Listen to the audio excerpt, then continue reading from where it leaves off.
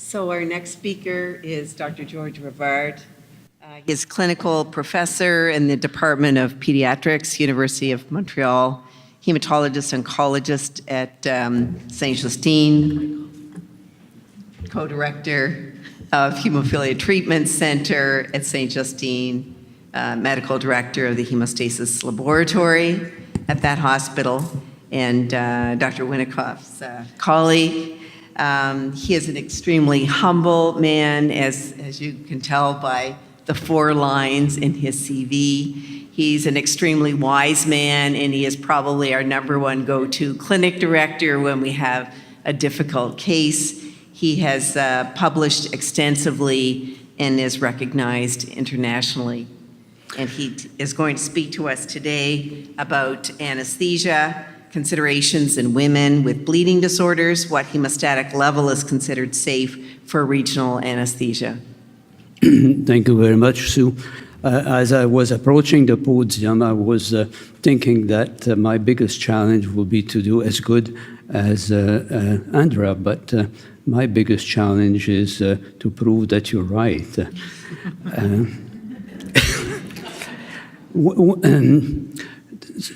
This session was supposed to be given by a genuine anesthesiologist, but as this person could not make it, I was asked by my friend Rochelle to locum on him. And I couldn't say no, but it was too late to change the title of the presentation, so I decided to keep it, but I simply accommodate the content of the presentation to put myself in my zone of comfort. So this is my conflict of interest, and the content of my presentation, a touch of history, a touch of anesthesiology, a touch of hemostasis, and conclusion. So this woman is certainly the best-known hemophilia carrier, whether I like it or not. She's been called a carrier for more than a century now. And this woman had several pregnancies. In fact, as we will see in a minute, she had 9 deliveries. For the birth of her first child, Victoria had a 12-hour labor, and by her own account, suffered severely. Prince Albert was at her bedside almost throughout. Victoria enjoyed sex, but hated pregnancy, which she called the shadow side of marriage. And she was probably quite right, as in these days, royal births were not pretty and definitely not private. As an example for this, when Marie Antoinette of France gave birth in 1778, there were 200 people at her bedchamber to witness the event. So here we see the family tree of Victoria. She had 9 deliveries, and in 1853, for her 7th delivery, Victoria accepted anesthesia. This is because, in fact, her husband, Prince Albert, who was a friend of an anesthesiologist, had tried to convince her to take anesthesia several pregnancies before, and she had always refused, but mainly she was advised by her 3 physicians not to take anesthesia. But for this one, she decided against the advice of her 3 physicians, and she took chloroform, which was given by Dr. John Stowe, an anesthesiologist. She gave birth to her son Leopold with no pain. Queen Victoria herself called it that blessed chloroform, and its effect was soothing, was unbelievable. So she was very, very favorable. And in fact, in doing this, probably contributed to make it socially acceptable in her days for a woman to take anesthesiology for delivery. This is Dr. John Stowe, a leading pioneer in the development of anesthesia in Britain, and his most famous invention was what was called the snow inhalers. This was designed by him to be used to administer chloroform and ether. He was also one of the fathers of epidemiology, and his major achievement was to identify the source of many recurrent episodes of cholera in London, and he pointed out that this was all related to people drinking or getting water out of this water pump on Brookswick Street in London. And with the help of his friend, Albert, the husband of Queen Victoria, he managed to have this pump removed, and the epidemics of cholera ceased. And for that, he is recognized as one of the father of epidemiology. So this 1877, Leopold is 24 years old. He is crippled by hemophilia. Some doctors blame his disease on Queen Victoria's use of chloroform during childbirth. Here you can see standing up next to Leopold, one of the private physician of Queen Victoria. So many believed for religious or moral reasons that women's bodies were meant to endure the pain of childbirth without anesthesia. And of course, the message was coming from the Holy Scriptures. To the woman, he said, I quote, I will sharpen the pain of your pregnancy, and in pain you will give birth. This is Princess Charlotte in her first and her last pregnancy. I quote, one particularly gruesome experience was that of George IV, only child, Princess Charlotte, whose excruciating death in the childbirth in 1817 led to Victoria's eventual accession to the throne. Only 21 and madly in love with her husband, poor Charlotte endured 50 hours of labor before giving birth to a stillborn son.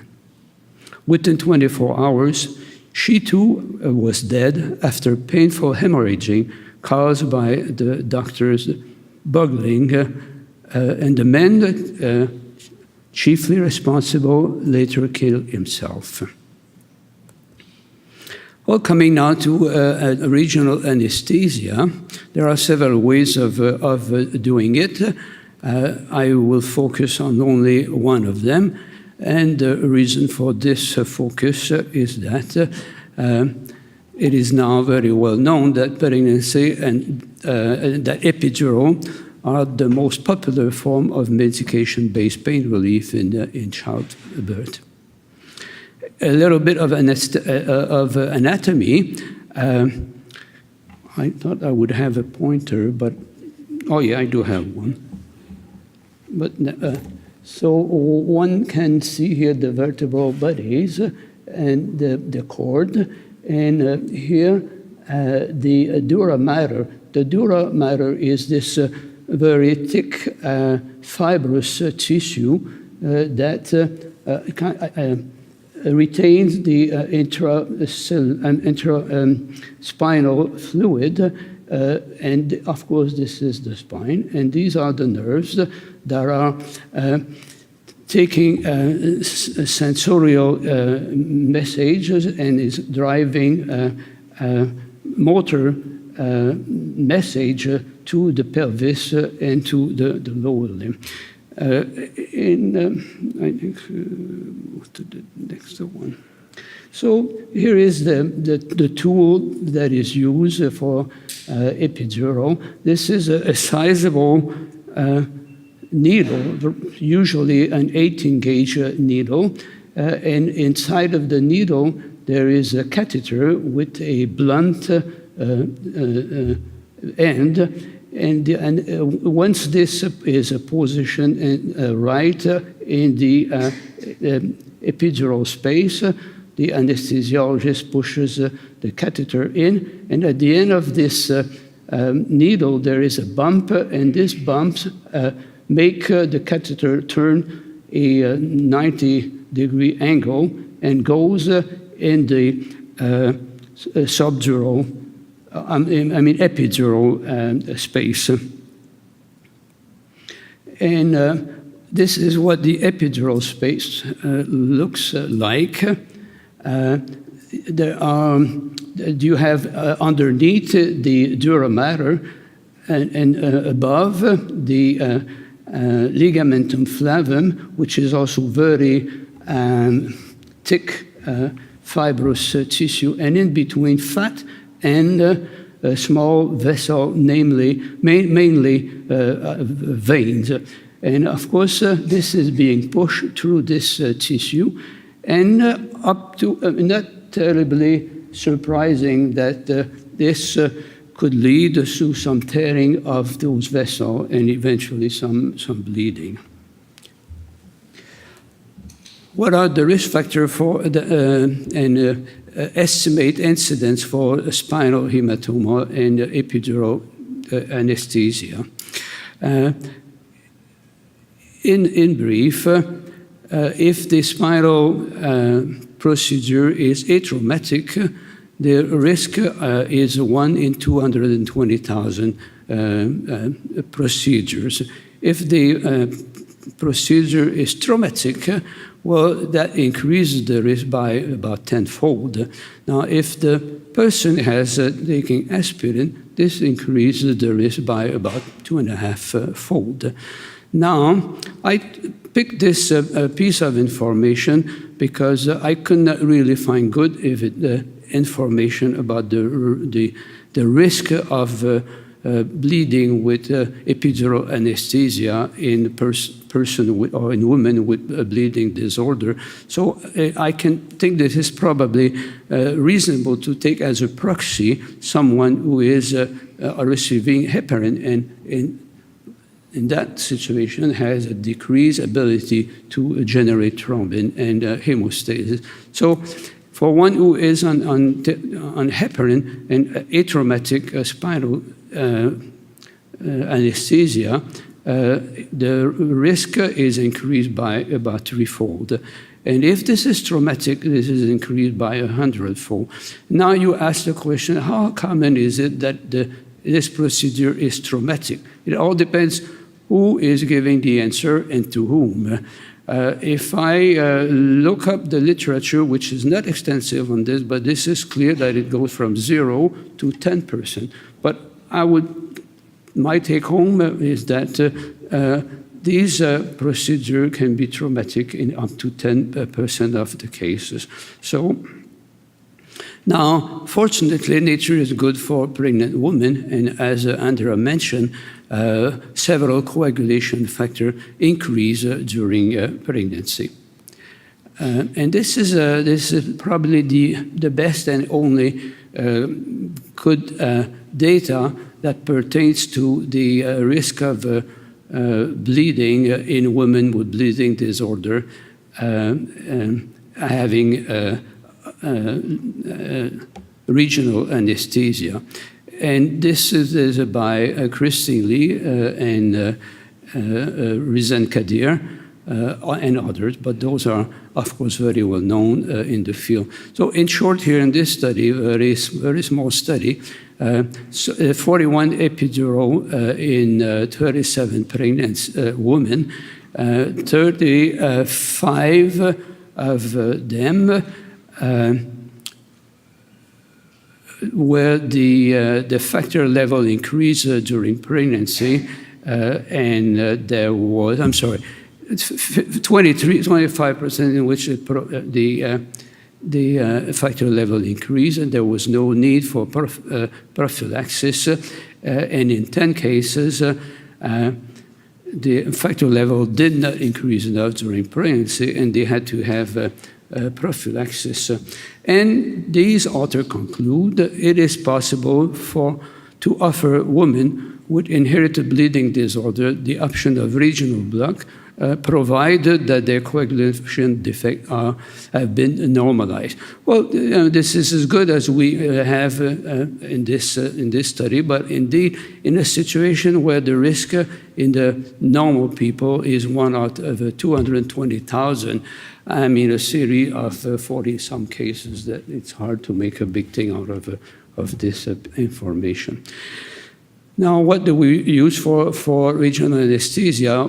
A whole big number of agents, but most of them are derivative of cocaine. And of course, the one that is mainly used is bupivacaine. Well, but other lidocaine can also be used. And again, not being an anesthesiologist, I'm not going to spend much time on this. But here I will make a little point. When we ask the question, where do regional anesthetic work? And here you have this. This is to represent the wall of neural cells. And as the message is transmitted for pain or for motor function, the influx is driven by movement of sodium across the membrane, and the movement goes through what is called the sodium channels. And here it is interesting that platelets have a very similar machinery to transmit information from outside to inside. And just for curiosity, it's interesting to see that well, there was a recent paper which is written at the bottom of the slide, transcriptomic, again, analysis of the ion channelosome of human platelet and megakaryocyte cell line. And in this paper, they reported up to 60 different genes that are involved in the production and function of those channels. So this is a very complex issue, but when one thinks about this, one would immediately think that what interferes with nerve function should certainly interfere with platelet function. And indeed, this has been studied a long time ago, and very quick here. This is here looking at bupivacaine in a system where one looks at platelet aggregation induced by ADP, and this is a normal curve, and this is using the concentration that one sees at the site of the injection of bupivacaine during epidural anesthesia. The other graph is the same, except that this is using a different agonist for platelet aggregation. Now, this is done in our lab, in fact, a week ago.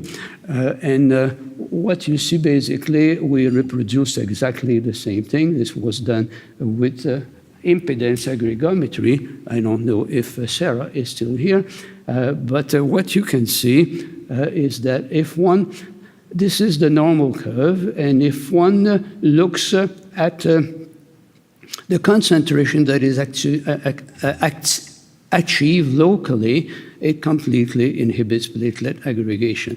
And one uses another agonist, collagen, and basically the very same thing, normal, and with the concentration that is present at site of injection, a complete inhibition of platelet aggregation.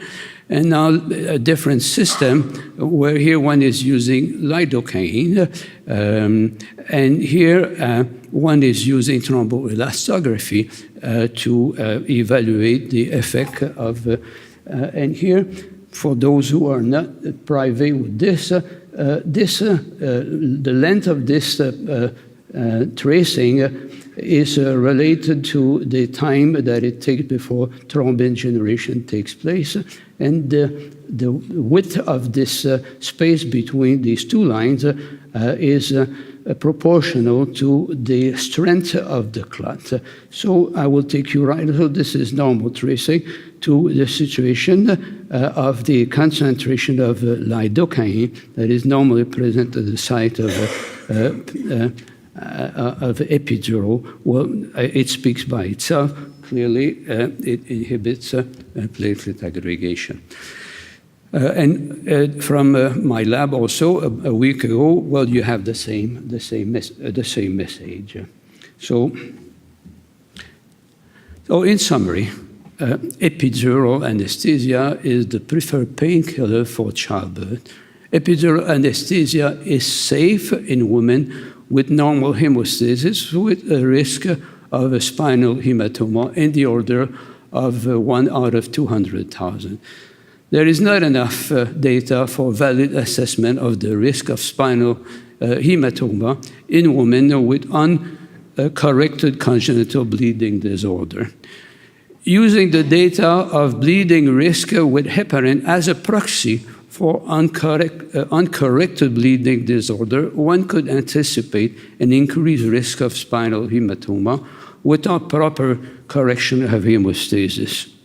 Anesthetic agent could further compromise hemostasis in women with congenital bleeding disorders.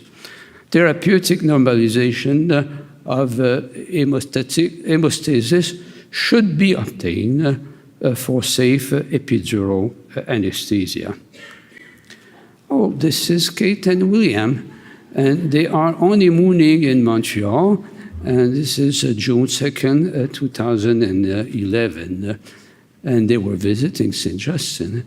And here, well, they are seeking advice about the name to give to their son to be born.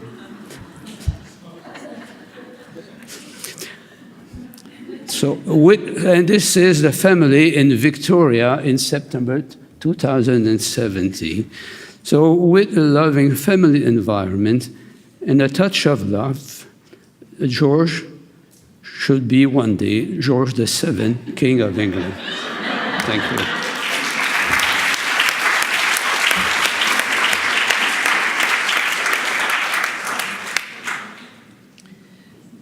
We have time for 2 short questions or 1 longer one.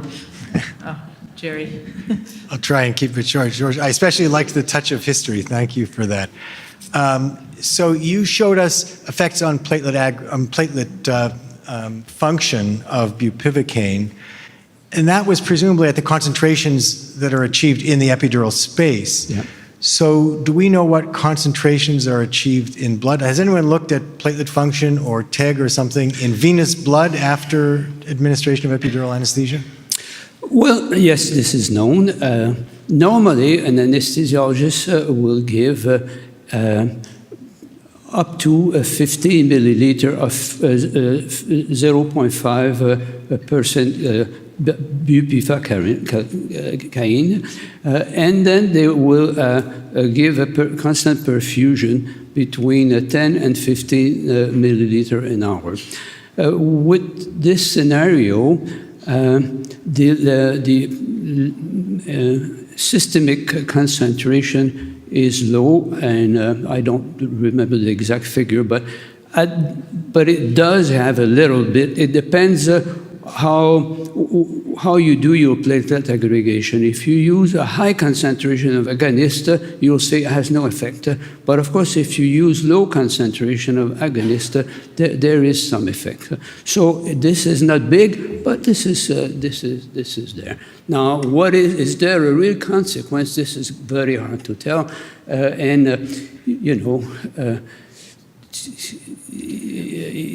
If the natural occurrence of bleeding is 1 in 200,000, clearly, and if in the worst case scenario with heparin and aspirin, the risk is 1 out of 2,000. Well, this is still very little, but if it happens, this is terrible because, of course, this is likely to lead to permanent paraplegia. So this is why I think one has to be careful, and I believe now that we should, if we go for regional anesthesia, that is epidural, we have to have normalization of hemostasis. And then the question is 50% adequate or not, is the question. Well, my question, I don't think so either. it's Shannon Jackson from Vancouver. Well, my question is in follow-up, because I see many anesthesiologists who, in my practice, even though we have assured them that hemostasis has been normalized in the best way we have to measure it, will still feel uncomfortable. And specifically for von Willebrand's, or more likely the odd factor 8, they may give DDAVP anyway. And certainly the evidence, I think, if there is an effect of the anesthetic, would make them do that even more than they already do. And I sometimes find it's difficult with patients because we've instructed the patient, you shouldn't really need this, and then there's sort of a battle in the delivery room, and it gets a little bit traumatic for everyone. So I just wonder, should there be more clarity on what normalization is in the anesthesia world? Because maybe they have a different set point for what they think is normal compared to what we do. Well, listen, I mean, this is a very difficult question, but again, coming back to what I just said, in a situation where the likelihood of having an event is little, but if the event is terrible, I think we should be very, very careful. And I have to say that I'm very thankful to Rochelle, who gave me an opportunity to locum on this.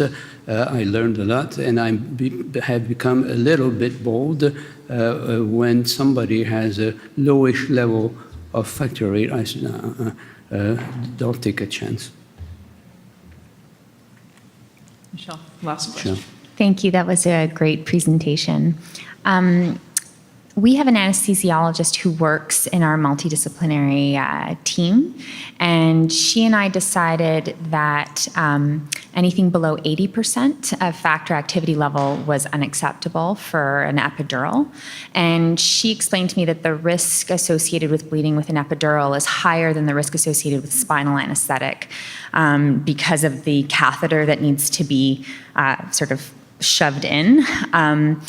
And we also consider the factor levels upon removal of the epidural catheter. So this is absolutely right. I didn't want to spend more time, but this is clear that you have to be careful when you pull. This is probably the most dangerous moment, and this is where you should have your best level of hemostasis when you pull the cat. Especially if it has been there for a while. For sure. And to Shannon's point about needing clarity with the anesthesia team, it's actually been a huge benefit for us to have an anesthesiologist a part of our team, because the recommendations that we provide has an anesthesia recommendation, and all of her colleagues have bought into her recommendations. They're more likely to believe one of their own than one of us, I think. And so we've actually had 100% compliance in that regard. We've modified our practice locally at St. Justine. We actually give tranexamic acid if they're between 50 and 100. So that's what we've done, a little bit ahead of the literature, maybe. We've done the exact same thing, so that's funny. So thank you. So we're going to have to end here. Thank you to the speakers for a wonderful session.